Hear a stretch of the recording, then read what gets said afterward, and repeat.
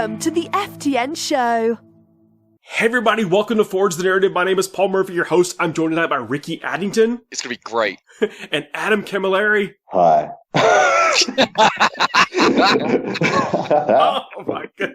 Hey, thanks for joining us, guys. We are recording off from our normal recording night, so we got a kind of a hodgepodge group together. We're here to talk about the Raven Guard and the Iron Hands.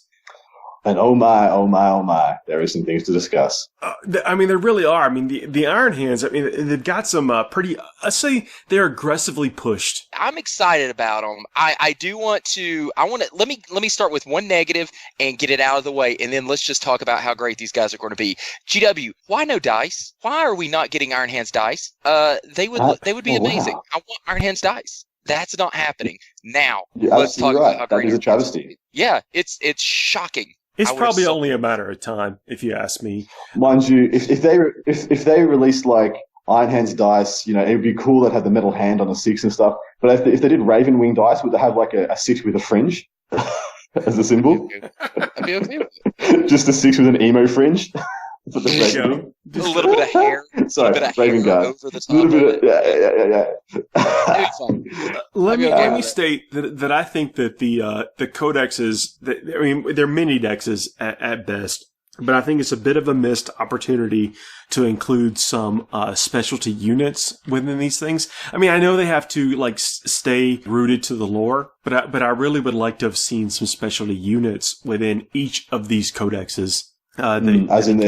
They're Codex compliant, but they've still got technically Dark Angels is supposed to be Codex compliant as well, but they got the Raven Wing, the Death Wing, all the other janky stuff. Yeah, surely there would have been like one little spicy thing they could chuck in, like a special Terminator for Iron Hands. I mean, like 30K does, like Horus Heresy. They've all got their special. They've got like 1 or 2 specialist units, and everything else is the same. Well, I mean, like let's look at Purifiers from Grey Knights or whatever. They just have different color helmets. I mean, so it's the same kit, but it's a slightly different color scheme or whatever. So there's all that flexibility within the Space Marine stuff, and we don't have that within Raven Guard and the Iron Hands. But we do have like Tyranid war veterans with the Ultramarines and stuff. So I think there's just a slight missed opportunity. And I think it would have been really cool. Instead, not even like a whole new model kit with new rules or anything, but how cool would it be to see like Raven Guard getting an upgrade sprue for inceptors to, have Raven Guard inceptors with like power swords or something, something.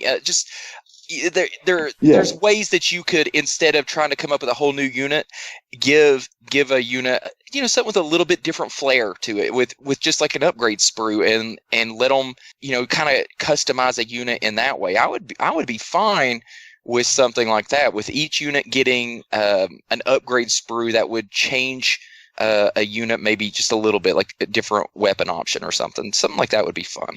That makes a lot of sense. Like you could have Eliminators would be the one for Raven Guard, wouldn't they? They're the new fresh kit. Everyone would want to have their specialist Eliminator unit. You give them like, I don't know, a different head swap or a specialist gun on the sergeant or something. That could be pretty interesting. Yeah. Some kind of throwback to Shuriken. What's his Shuriken from the Horus Heresy series, who's one of my favorite characters. He beats Lucius the Eternal. He's such a bad mamma jamma. He's Eliminator. He's Eliminator.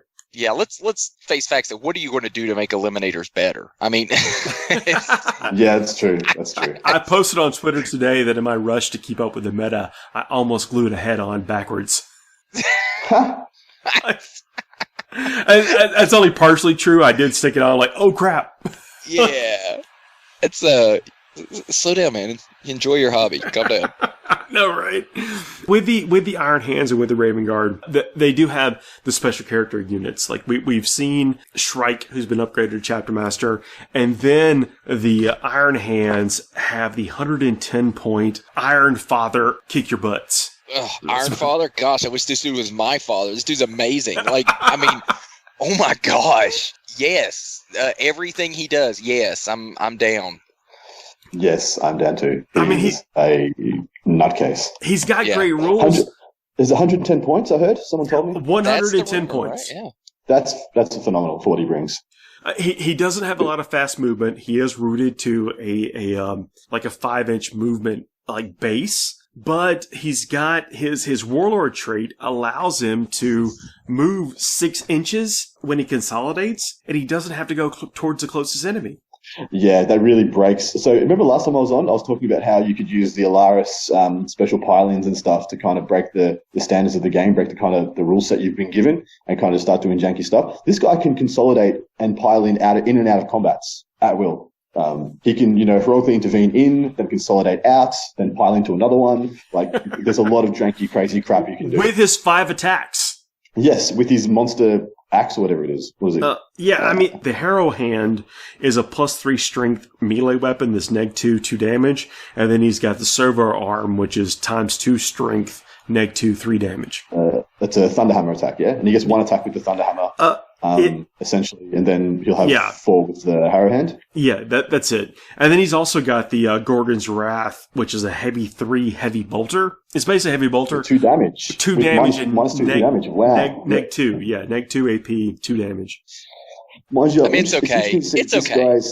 This guy's a captain equivalent, but he's only got weapon skill 3+. So unfortunately, does he have a -1 on his servo arm like everybody else? He does, hitting on 4s. Yeah, that sucks. Yeah, he's garbage. It's not the end of the world.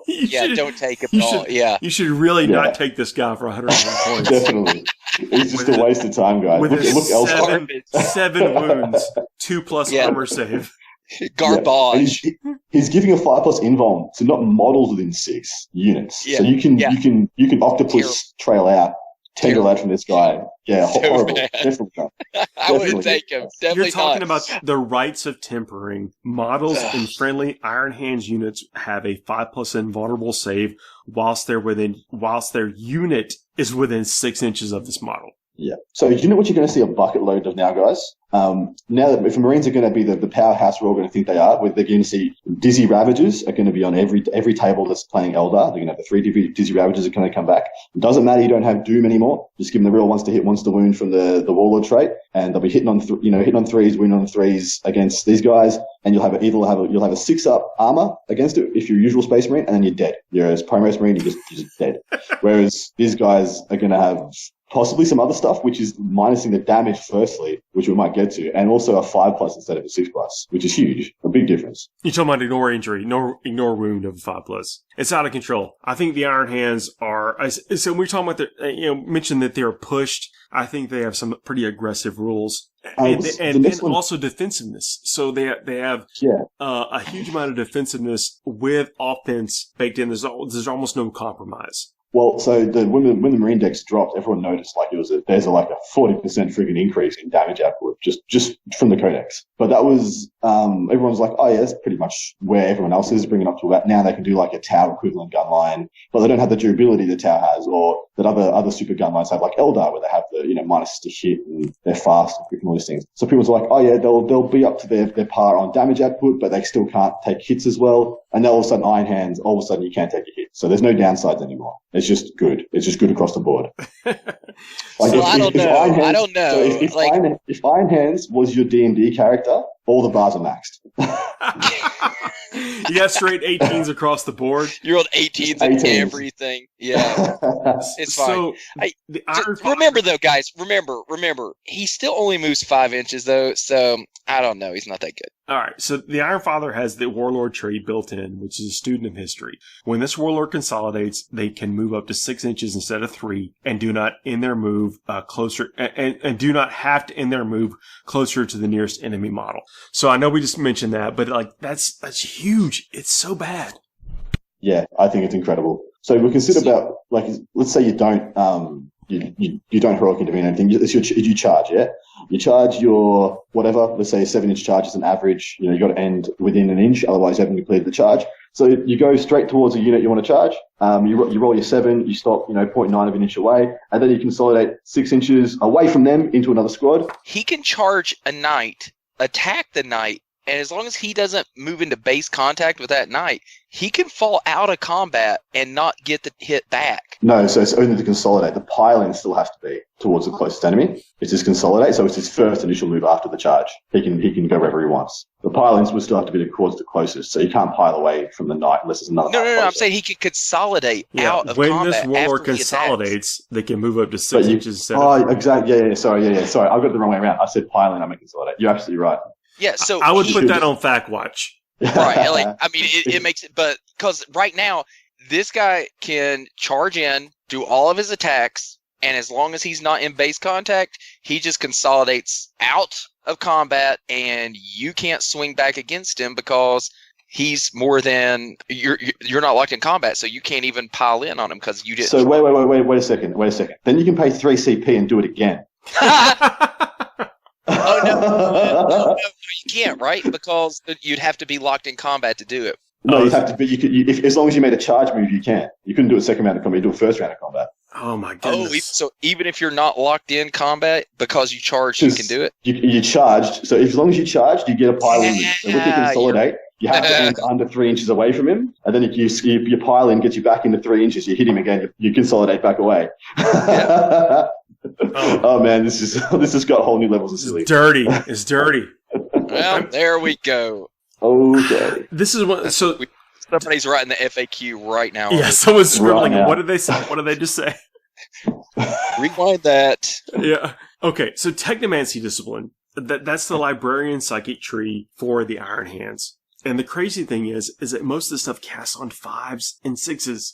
So there's like no detriment. They can have Space Marines librarians and all this combat stuff and all this discipline stuff or defensive stuff. Nice. It's pretty good. Yeah. One of the powers they have is Reforge. Reforge has a warp charge value of 5.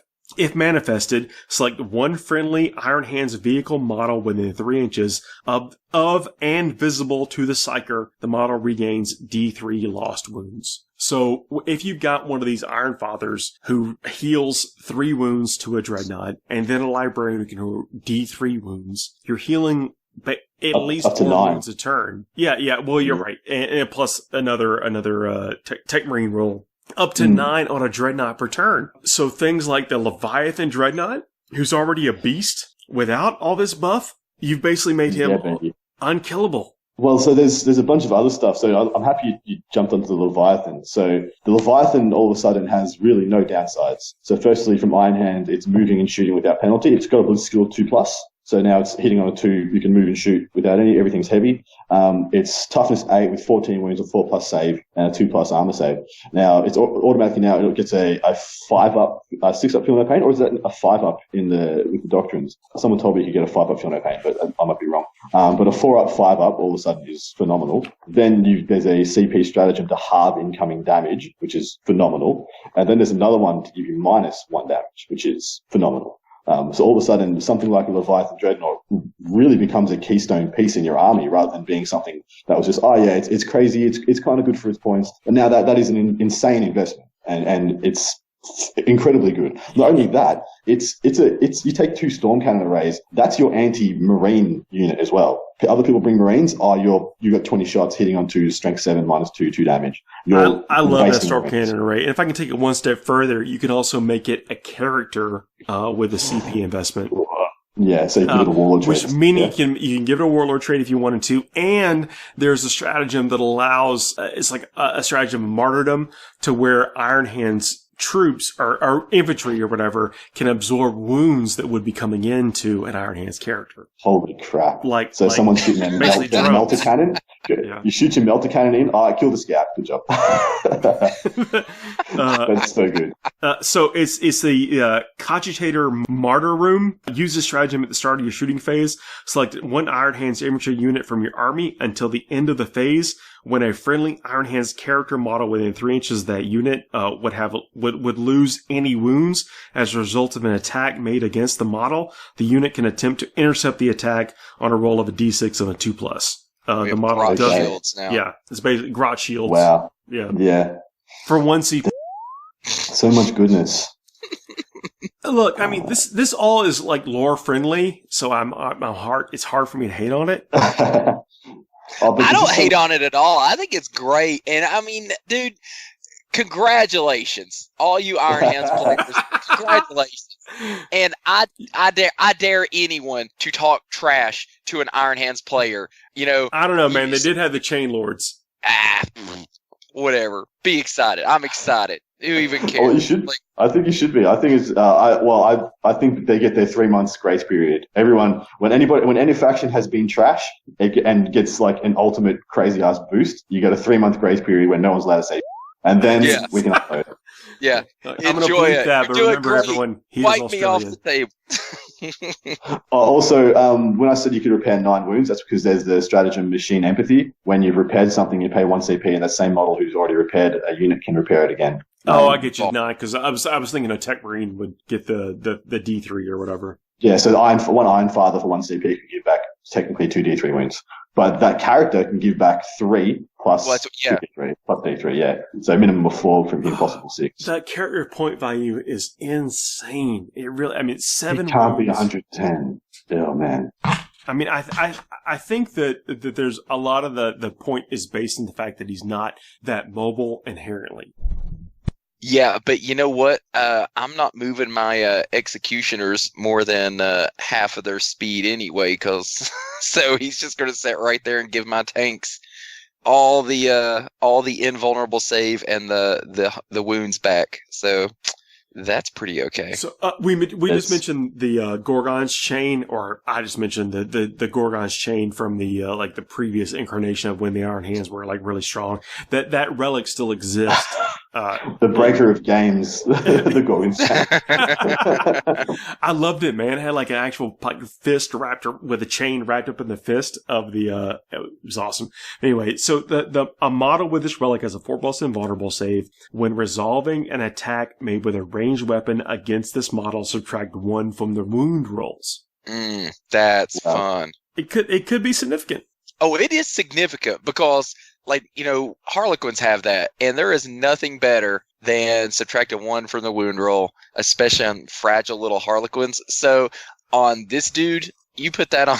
I mean, think about it. Put that on a T8 Dreadnought. Oh, okay. You can't put relics on vehicles. Oh, okay. Thank goodness. Okay. So that is in here. Is it you specifically cannot? Okay. assign a relic Good. to a vehicle. Good. Oh, right. Yeah. So even if you put that on a toughness 5, you know, captain or something. So in Gravis armor. So T5. Think about what you're going to need to shoot that with to actually get a wound through. So I mean, that makes a dude really survivable. Because even strength 10 is only going to wound on 3s. That's true. That's very true. A question for you guys. I've never known.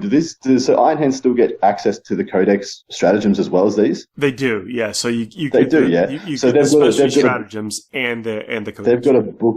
So technically, they've got close to like 40 stratagems to pull from. So I just 6 thought of pages of stratagems. Here's my new wombo combo janky crazy Iron Hands stuff, guys. That I've just thought I've pulled out of right now. So definitely very valuable. That means they're the best. You take a lieutenant, so because there's a way to give. I think there's how do they get reroll 1s if they stand still or something. I believe there was something I saw before. If they have the Devastator's Doctrine is active, they get reroll 1s to hit or something. Is that true? 4 heavy weapons, yeah. So you take your 6 Devastator Centurions. You put them in cover, so they've got a 1+ save. They're going to be rerolling 1s to hit because you don't plan to move bastards all game because you're going to probably give them las cannons and missiles because you want to be able to have range to everywhere. And then there is firstly you get the stratagem to make so you can only be wounded on a 4+. You can never be wounded on better than a 4+. That's transhuman physiology because they're in their infantry. They'll get that.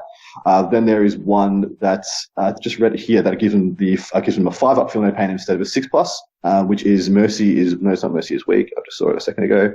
Blah blah blah. Never mind. We'll find it later. Yeah. He gets a 5. They get a 5+ instead of 6+, and then there is a psychic power that gives you just +1 to your armor save for a unit within 12 inches. So they will have a 0+ armor in cover, meaning if you're against -2, you'll still have a 2+ armor save and a 5+ feel no pain. You'll be rerolling 1s to hit always. You give them lieutenant for reroll 1s to wound, and you are good. You can just sit there, and there is not much in the game that's ever going to take that model away before you take care of what's going to kill it.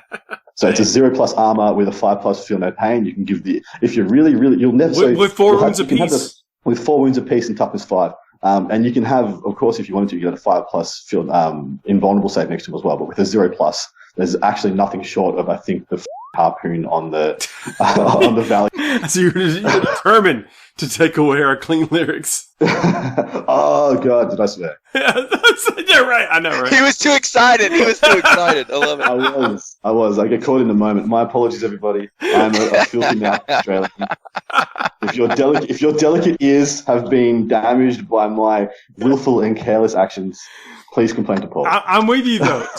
So you just described a uncommon unit with a brand new breath of life. I am shocked to hear you say an uncommon unit with Centurions. Ever since he just described Centurions with las cannons and missiles. Oh. Have you ever seen that? Fair. I mean, no. That's fair. That's weird. I still don't agree with it. I would still go with the heavy bolters, and the hurricane bolter.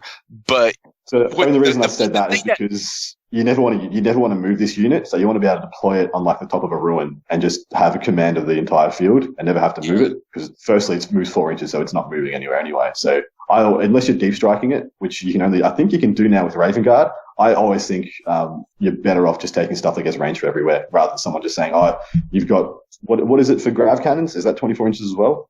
Or are they 36? I can't remember. Oh, God, it's been or so even long since I've 30. used the So grav. Yeah, I was me too. screaming at the radio, but Bang their Yeah, fist. someone- He swears now and he doesn't know his rules. Yeah, but I always think it's best to take the stuff that'll have range for everything, especially if you've got a unit that you like this that I just described, which is always going to want to castle up. Yeah, especially something that slow. I just love the idea of it simply because it's finally going to give an Imperial Knight player a reason to use his sword instead of the stomps. True. Yeah, absolutely right. Who it's, doesn't want to tap dance? Like, Yeah, right. Like, not? when's the last time you've seen an Imperial Knight use a chainsword? Only against another Imperial Knight. That's literally it. never heard of it.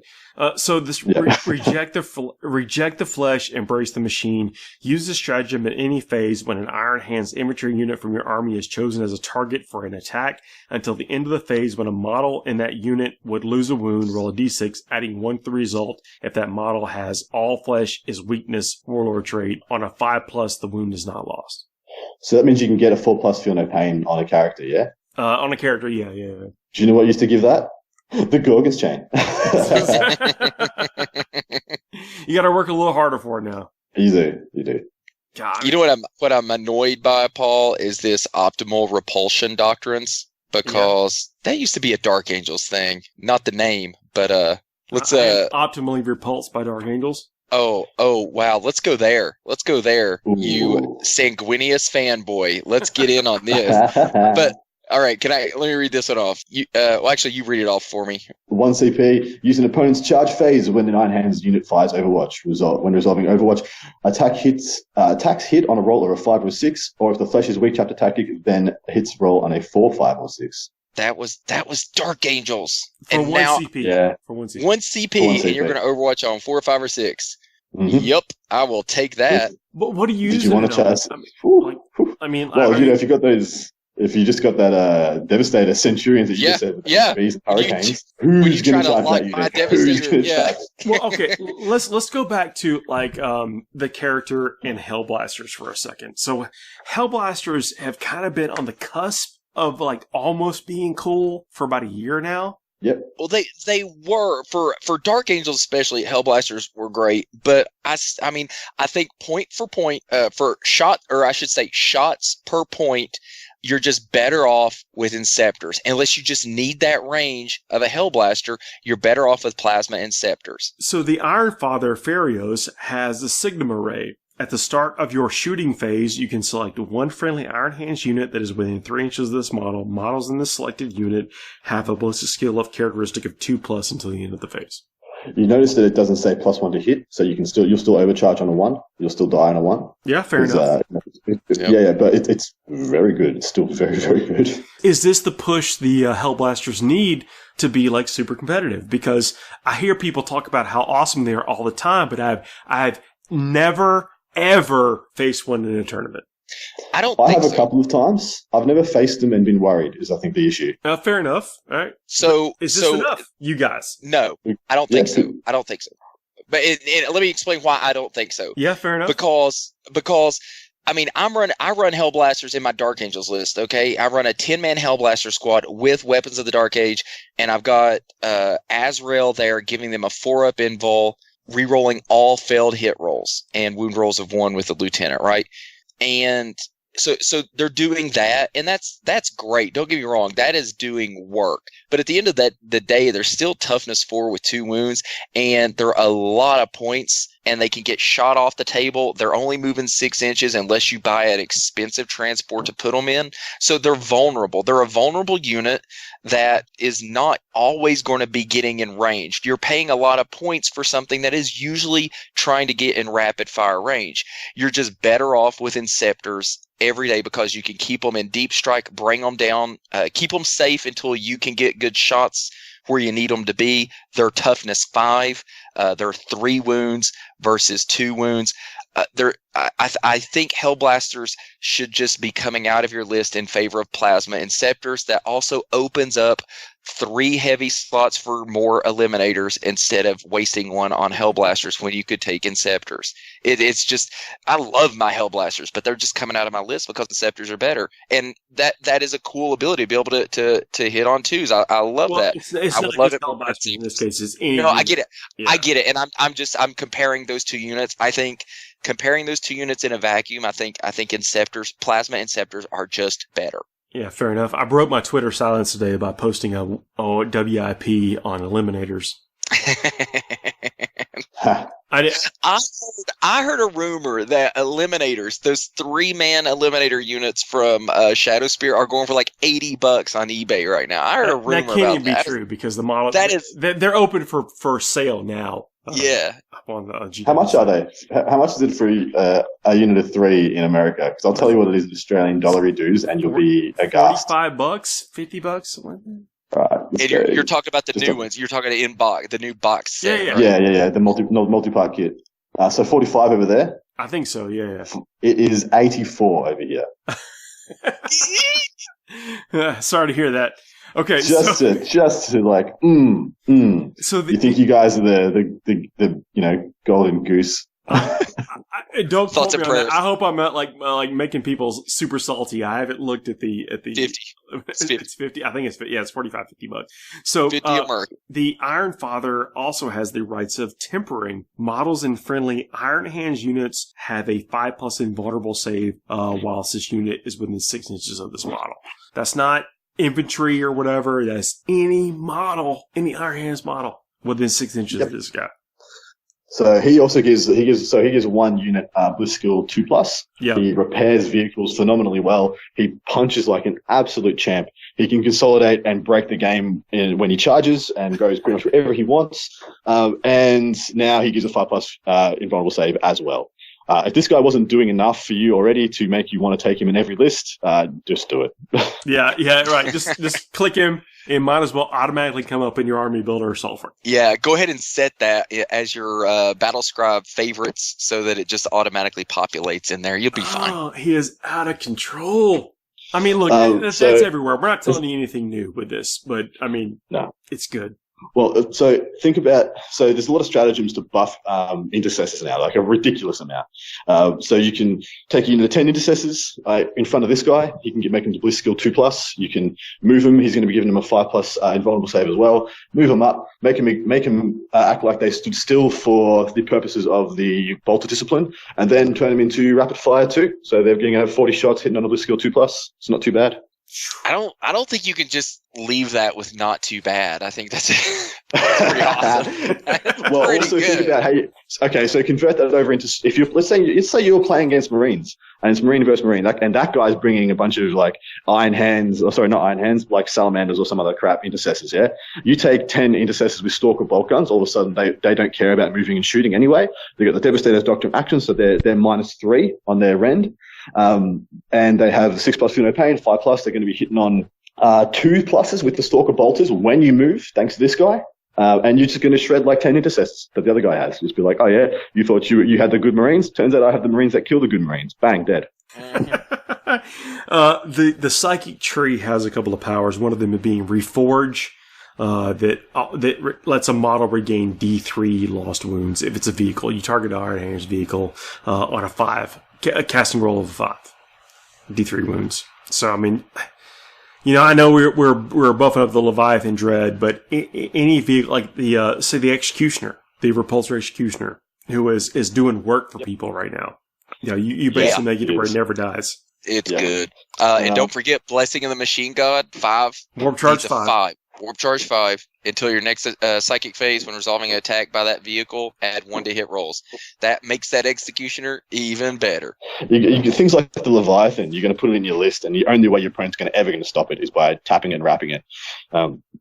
And just putting that burden on your opponent, like let's say you're playing against another gun line. It's like, this guy is actually just going to shoot for 6 turns. Can you win if he does? Yeah, that's the question.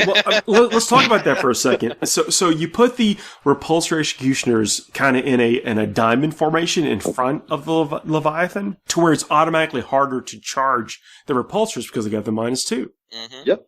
So you have to get through them before you can, and they're a wide model. I haven't measured what the Repulsor is, but it has to be 3.5, 4 inches wide. I got you. It is about 3 1/4. So you can't even kill it and then consolidate into the Leviathan. That's pretty good. That's a physics problem that we are not capable of solving. You know who could? Yeah, the Iron Father. Father Pirates.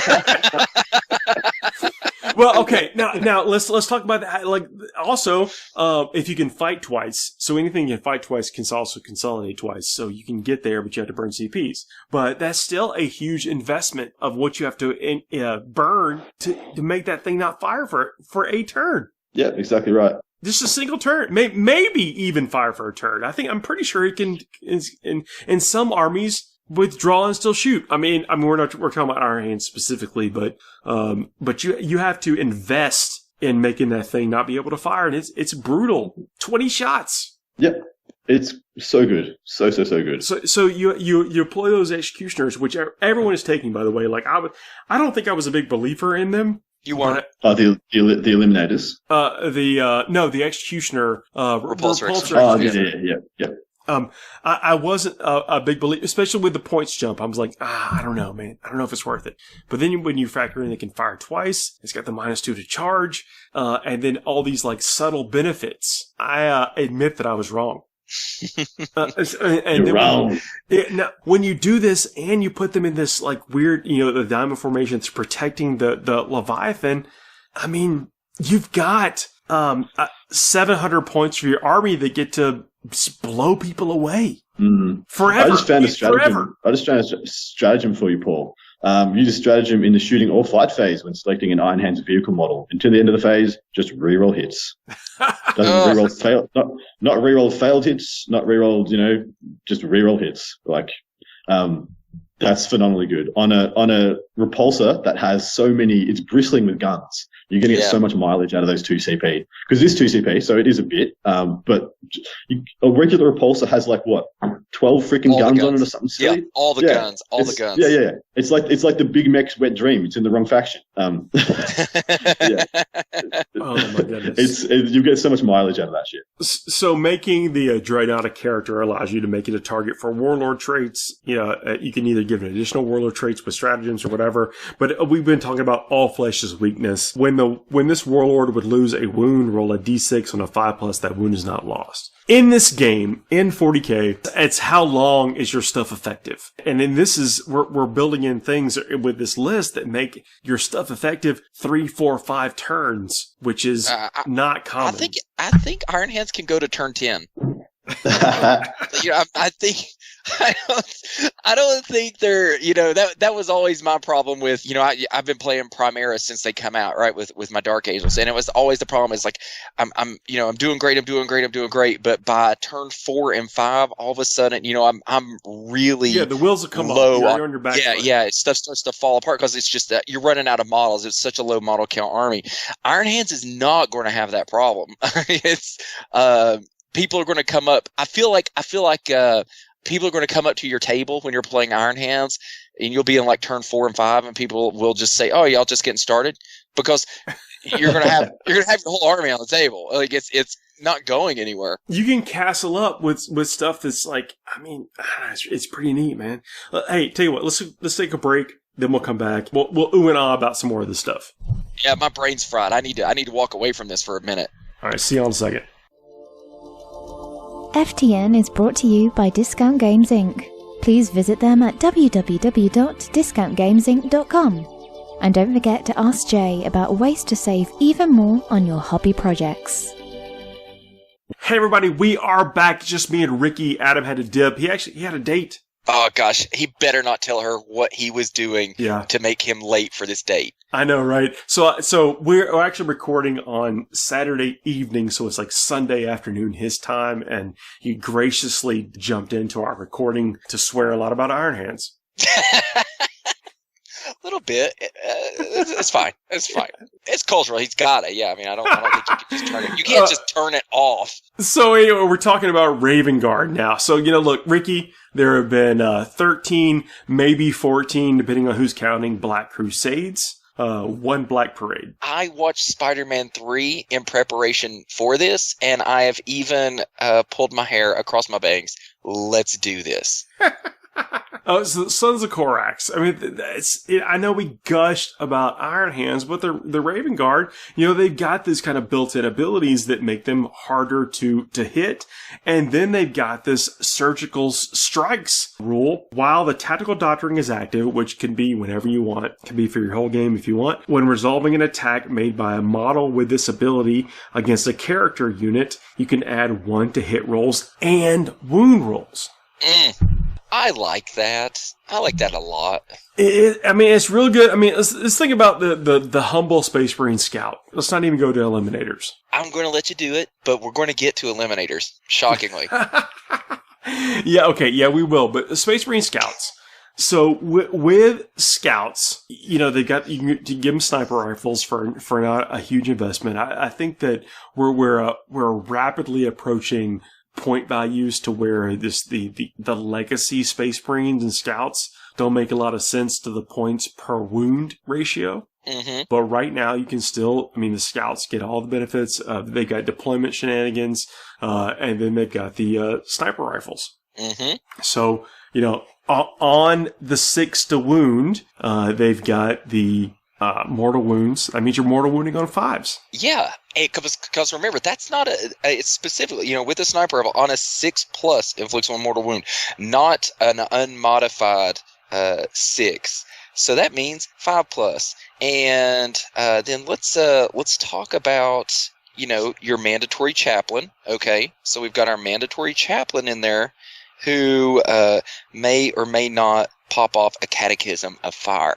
That means on a 4+, your snipers are causing mortal wounds. All of a sudden, you just take, you take 6 sniper scouts with five snipers apiece, right? So that's 30 sniper rifles that are hitting on 2s, and on a 4+, they're causing mortal wounds. So for not a ton of points either. We're looking at what? Not a ton of points, yeah.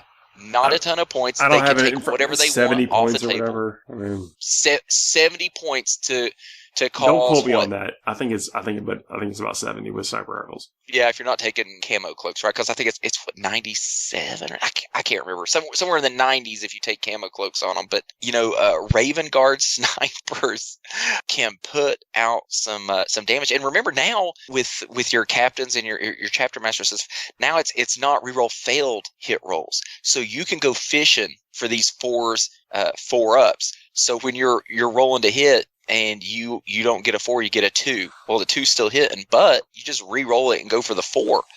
And, you've got really good chances to just mortally wound whatever you want off the table. That's pretty strong. Yeah, Raven Guard are scary if you start stacking in those snipers. And then they're hard to kill too. With they're always in cover. And if they are in cover, they're -1 to hit. -1 to hit's a pain in the butt. So, that you can. I think they're not.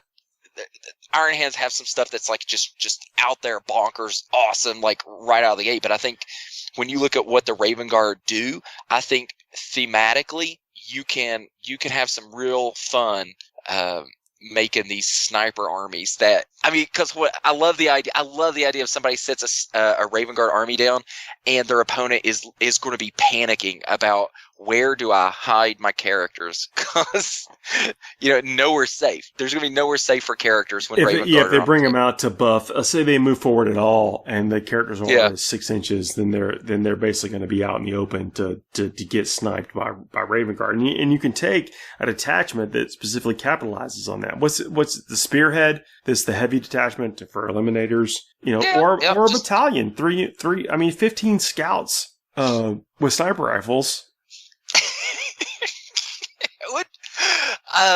That would be fun. It could be real annoying. Let's even Imperial Knights. Imperial Knights should be terrified of that thought, right? Like, you gotta be careful there. Like, you start making your knights characters, and then all of a sudden, they're gaining 1 to hit. And yeah, great. Now mortal wounding on a 5+. Yeah. So that's pretty scary when you're sitting there popping off knights with sniper rifles reliably. Well, let's talk about Shrike for a second. If I can segue, I'm sorry. I snipers are going to be good, and I think there's kind of an art to figuring out how many snipers to include in your army, and I think part of it is, if you play against a guy routinely or against a person routinely that uses a lot of characters that you don't find very fun, then how many snipers do you take? Yeah, all of them, just to prove a point. But Shrike has 6 attacks base, and he's got the Raven's Talons, which are basically lightning claws.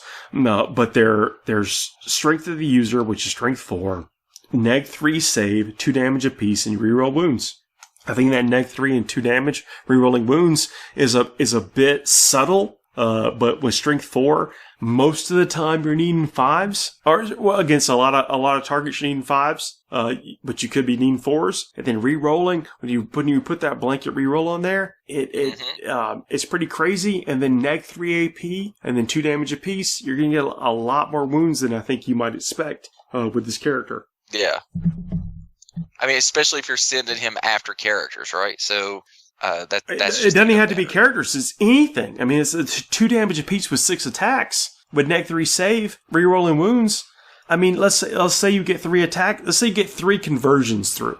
Mm-hmm. That's 6 damage. That's six damage right there. So yeah. And that's I think that's average. You're going to be doing 6 damage a piece with the character. So remember, everything's cumulative. Like, you think about what. So he charges in. It all adds up once you start stacking it on other things. But I think that you can reliably expect 6 wounds from this guy to be delivered to any given unit, no matter what that unit's toughness and save is. Yeah, and I'm just thinking, with the surgical strikes, if they're in tactical doctrine, 1 to hit rolls, 1 and wound rolls, and him rolling in there, that's going to help. Sure, it's only strength 4, but if he's going in against an infantry character who's usually, strength or toughness 4, maybe 5, T4, he's wounding on 3s, re-rolling. If it's strength 5, he's wounding on, or toughness 5, he's wounding on, 4s, re-rolling. So, he's going to cause damage, but, and don't forget with Wing Deliverance there, reroll charge rolls made for Raven Guard jump pack and Phobos units if they're within 6 inches of this model when the roll is made. Strong. That's really good. So, he may even come down, 9 inches away, and he may not make the charge, but you're going to have other units there that will still get in. Even if you hold him off the table and get other units in place and then just drop him down with Reavers or something like that, and getting those rerolls to charge in there, that's really good. He's I like him a lot. The model's sick. He could be garbage, and that model would be going in my army. The thing is sick. No, even with that haircut, yeah. I don't mind the haircut. I think the model's got a pretty unique look to him, which is cool. Yeah. So, if I can jump to the psychic powers, so the Umbermancy discipline of the Raven Guard, there's a couple of psychic powers to me of note here. One of them being the Shadow Step. So Shadow Step has a warp charge value of 7. Be that as may. If manifested, select one Raven Guard character unit from your army within 18 inches of the Psyker. Remove that unit from the battlefield and set it up anywhere on the battlefield that is more than 9 inches away from enemy models. So you can lift and shift a character model into, so him specifically, or a custom built chapter master of your own into combat. Wait, he's got to be 9 inches, more than 9 inches away, right? Yeah, he does. Yeah. Okay. And that happens in the psychic phase. So that doesn't count as falling back. No, nothing here about falling back. You can pull someone out and then charge into another unit if you want to, or pull some. If you have, I'm trying to think off the top of my head, like characters that would have like a lot of shooting though, but like you could just fall back, any character. I'm trying to think of good character dreadnoughts, but I'm not really thinking of any other than like chaplain dreadnoughts and stuff like that. But that would let you pull a character out of combat, let them shoot, and charge again if you needed to, or just put them anywhere and recharge. That is one of those situationally amazing abilities, and it's thematic. I love it. Yeah, I mean the warp charge value is 7, 50/50 or whatever. Without pre-command point. And there's another ability called the Spectral Blade. The name is deceptive. It's for any melee weapon. So Spectral Blade has a warp charge value of 5. If manifested until the start of your next psychic phase, this psychic strength characteristic is equal to their leadership characteristic.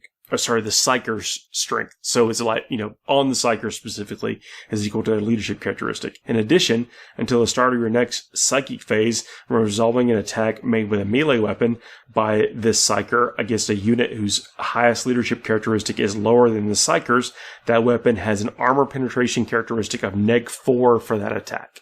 Dang. Okay.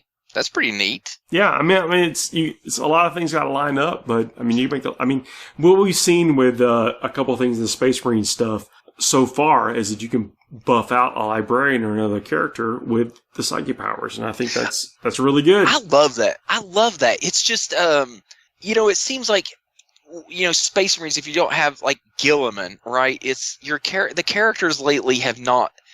To me, I've not loved the idea of sending my characters into combat.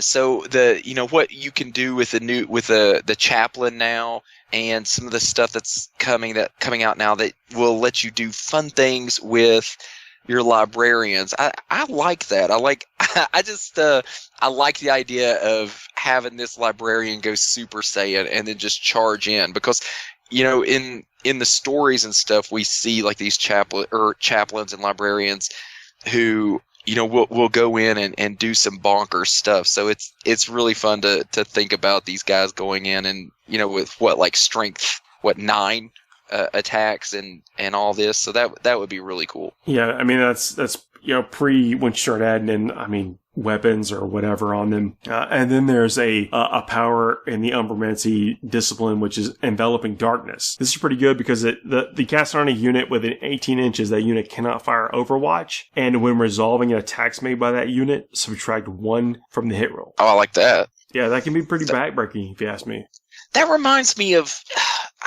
that seems familiar to another one. Was that one that was in the obscuration discipline or something? I thought there was one very similar to that or something. Oh, when the Phobos stuff with the librarian? Yeah. Sounds I thought there was one kind of similar to that, but I may be thinking of something else. But you said it denies Overwatch, right? Yeah, can't fire Overwatch. Yeah. That's fun. Yeah, the unit cannot fire Overwatch, and when resolving an attack made by that unit, subtract 1 from the hit roll. So all the stuff we're talking about. I like that a lot. Yeah. I mean, Tau. Yeah. I mean, they're pretty strong right now. There's been a lot of case being made for Tau. And part of their strength is the Overwatch ability. Yeah. Yeah. So that wouldn't deny supporting fire though, right? So it's like the units could supporting fire units. That unit targeted by the psychic power, I think, couldn't fire Overwatch, but then supporting fire probably could. Yeah. But that's 1 less unit. I mean, I'm not so worried about the -1 of their hit, against that unit, but hey, it still all adds up. Well, -1 to hit is great because once they charge in, that's just less hits that's coming back on your assault unit. So that's great to me. I like that a lot. Yeah, you got one of these units that say they're closely consolidated into other units. I mean, it's having as many people as you possibly can left because there are fewer the odds coming back on them. I think it's pretty strong. I mean, this is a psychic power, which means but I think a librarian in a Raven Guard unit or a Raven Guard detachment fits really well. Yeah, it'd be fun. What else do they have? I want to know more. I want to know all the powers. Yeah. So those, I think those are the most powerful ones. Umbral form, a warp charge value of 5, gives you a 5+ invulnerable save. Is it to a unit or a single model? If manifested until the start of your next psychic phase, this psyker has a 4+ invulnerable save. I mean that's fun. But I don't know. I don't know that I would go out of my way to do that. But if I'm using the what was it, the one that buffs your psyker, I cannot remember what the name you just said, but the one that makes your psyker a melee beast. Spectral blade. Spectral blade. So spectral blade, that pairs real nice with it if you're just trying to have your psyker, your librarian go in and do some work. Yeah. I just, at the end of the day, your librarians have 4 attacks. So yeah, the other two, the Abyss and Darkness Within, do mortal wounds. I mean, it can all add up. But I think you're mostly going to be trying to use Smite for things because of the casting value, and then things like the Spectral Blade. I think Spectral Blade is really strong, and then the Enveloping Darkness to buff up, to basically debuff a unit to allow your other stuff to be more effective. Yeah, that's what I like. When I think of Raven Guard, I like the idea of snipers, and then the sneaky assault units, right? Like having these Reavers charging up, not getting overwatched, and then charging in, and having these penalties on your opponent while you're just gutting them. I think that would be insanely fun to play. Yeah, so the Raven Guard have a bunch of abilities that are like warlord trait, killing characters and warlords driven and stuff. So that ties into their lore a lot, which is neat to see. Yeah, but I mean, and that's the thing is, okay, so it's all anti-character, but what about the rest? What are you going to do about the rest of the army? But there are some armies out there that if you could take their characters out, their game is over. Like, yeah. I know my Harlequins army without my characters is in trouble. I know my Dark Angels army without my characters is dead. It is garbage. As soon as Azrael goes away, my Dark Angels army is struggling. So there's just a lot of armies out there when you take their 1 or 2 key characters away, they're hurting, and there's just a lot of armies out there where characters are their army. So Raven Guard, I think, would be a lot of fun to play. Yeah, so they've got a stratagem called See But Remain Unseen. Use this stratagem at the end of your turn. Select 1 Raven Guard unit from your army that did not make any attacks during that turn until the start of your next turn. When resolving an attack made with a ranged weapon against that unit, subtract 1 from the hit roll. That's a 1 CP stratagem. You're giving a unit that didn't attack -1 to hit. I think that's really good for scoring objectives. Yeah, because they're probably already going to be -1 to hit because, if you're going for objectives, right? You put them in, the objectives will probably be on cover or terrain piece, depending on how you place the objectives or whatever. So they'll already be -1 to hit. And then that'll make them -2 to hit. They'll have, their cover save. So that's really fun. And if you're playing ITC engineers, they're not attacking when they're doing their engineer thing, right? So, that could keep your engineers for ITC alive a lot longer. Well, so progressive objectives in general. I mean, sometimes they're just not. You need them to be in a certain space, and not necessarily making any attacks anyway. So hiding them out of line of sight, stuff like that. Yeah. Sometimes you need to get that score more than your opponent, and they're going to be targeting a specific unit. So why not get that in that -1? Yeah. And it's just a good deterrent, oh, hey, cool, that unit's there. It's, -1, maybe -2 to hit. Do you really want to waste your time shooting it? I think overall the Raven Guard are not as overtly powerful as the Iron Hands for this cycle of release, but they've got some tricks. I think they're going to be very rewarding to a smart player and to one who plays to their strengths. But I think if you don't like that play style, one, you wouldn't be playing Raven Guard anyway. But two, I don't think you'll enjoy. I don't know, man. They got a good color scheme. Yeah, I love it. I mean, like you can have the black with the white that has that blue. Yeah. You're shading it with blue instead of any other color, and it looks real sharp. Yeah, I love it, but it's the black and the white. I feel I don't think I have the control. So trying to fix my white on all that would be a pain in the butt for me. But I love them. I love their symbol, their chapter symbol. I love the look of that raven with everything on. Yeah. It's neat. I like them. I'm glad their book is out because I think it's really thematic, and I'm hoping we'll see them on the table. I'm just excited to see anything. And no offense to Ultramarines, I love Ultramarines. I am. I'm excited. Yeah, I'm excited to not see Ultramarines on the table. We're starting our. How can you be hating on Ultramarines? I'm not. My son plays Ultramarines. My nephew plays Ultramarines. I love Ultramarines. It's just I'm very happy to finally see more options out there than just Gilliman and whatever you had sitting around that Gilliman's just going to kill everything. So I think they finally got Ultramarines in a good place that isn't insane, but right where they need to be. And we're now seeing other Space Marine armies that are just as competitive and just as viable and just as thematic. So this is great. These releases are so good for 40K and so good for Space Marine players. And I can't wait to see people start complaining about all the Space Marine players because, it's finally people are excited and playing Space Marines again instead of the tail end of 7th edition when you'd go to a tournament and it was all Eldar. I mean, I remember going to Adepticon one year and I played in the GT and I played one game that wasn't against Eldar. And it was just, it was just to a weird place where you were just getting burnt out, right? And so now we're getting all this variety for Marine players, and we're going to see, the poster boys of the game actually on the table again. So, you're a fanboy. I don't know if I can jump in there with you, but I mean, I love Marines. Yeah. Today I broke my Twitter silence, with finally being able to assemble some Eliminators. I'm going to do some Hellblasters too. I mean, I don't know that they're going to be great, but what we're talking about in the first part of the show. I think you're going to wish you had inceptors as soon as you get them done. But I mean, I can talk to you about that for hours. But hey, I'm glad you got eliminators. You better have 3 units of them.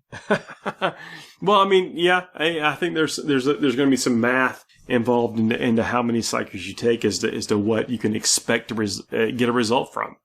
Yeah, I mean, I think eliminators on their own, eliminators are great, I think. But once you start giving them buffs here and there, they just get even better. And with the new rule with the covering fire, that's my question though. Is to me, the Eliminator squad, do I give up a sniper rifle for the carbine for the covering fire? That's where I'm at. Right, to me, it's not a question of if you take eliminators, it's just do you take 3 eliminators and do you take 1 carbine or not to be able to fall back 6 inches when you get charged.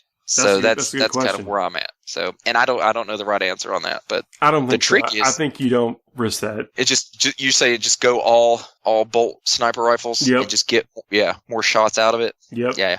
Because you want to remove auras and you want to remove some other stuff. I mean, there's Well, I take a third of your shooting away. Yeah, and we do this stuff in the first two or 3 turns of the game. That's when you do it. Yeah. And so compromising that ratio, that math in the first 2 turns of the game is probably not worth it. Yeah, you're probably right. Gosh, I'm just sitting here thinking about Raven Guard and ITC. Okay, and we're kind of bouncing all over here because it's late at night. You've taken your sleep medicine. I'm sitting here. I'm not saying what I'm drinking, but it's I'm bouncing around. But I'm sitting here thinking about ITC missions and Raven Guard, and just think about it like Kingslayer, Headhunter, engineers right there. So you have your little engineers back there at -2, just plugging away, getting you points there. You're killing every character for Headhunter, and you go after their Warlord and get Kingslayer,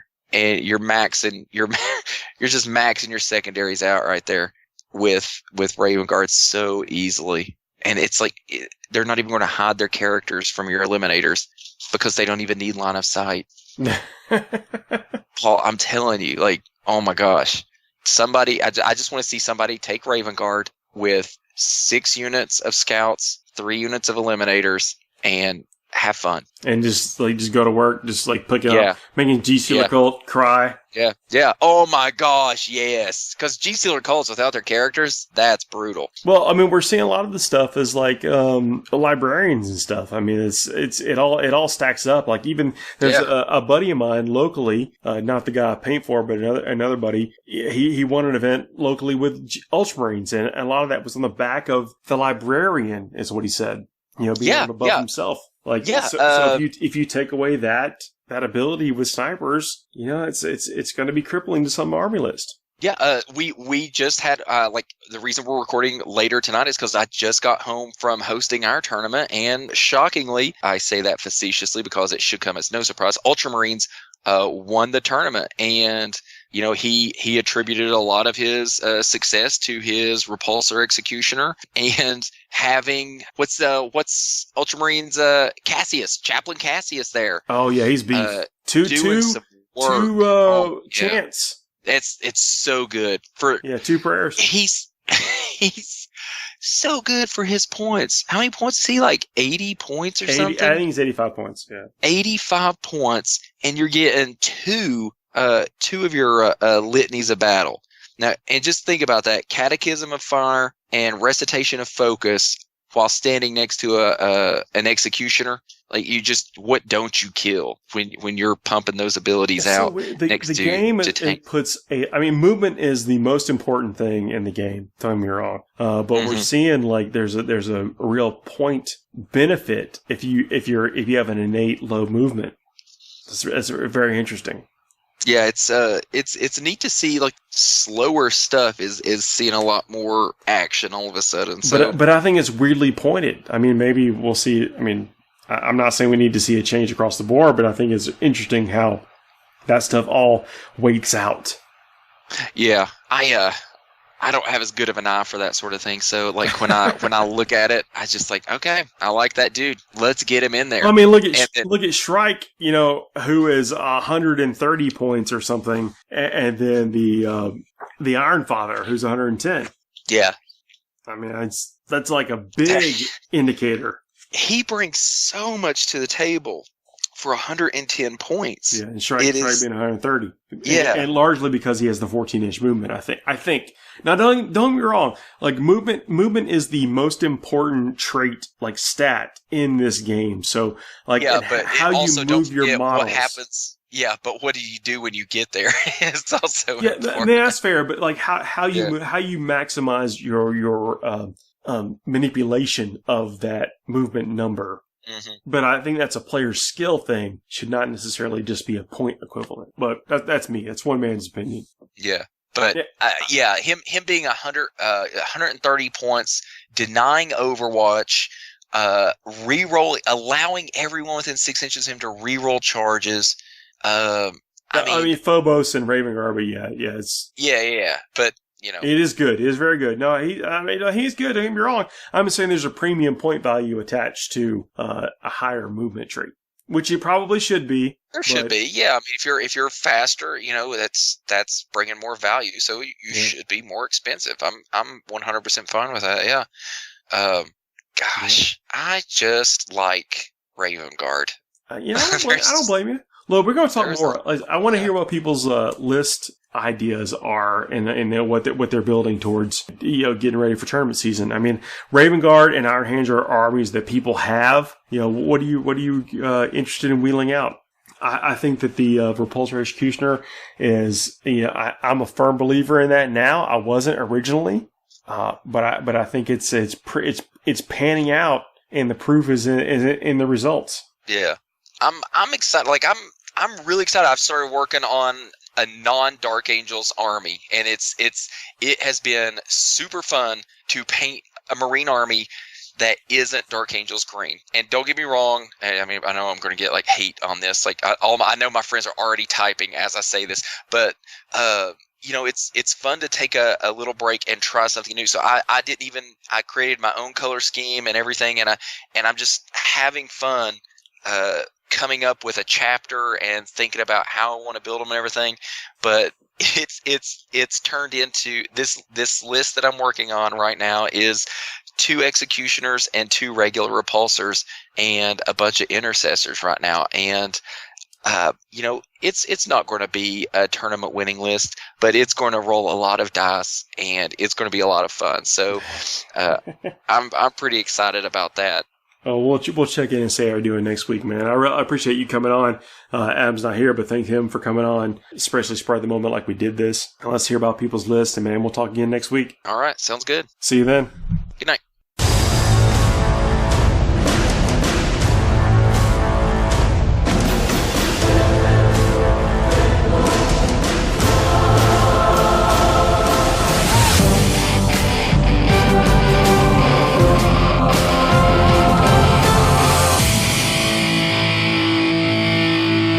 Handle the truth.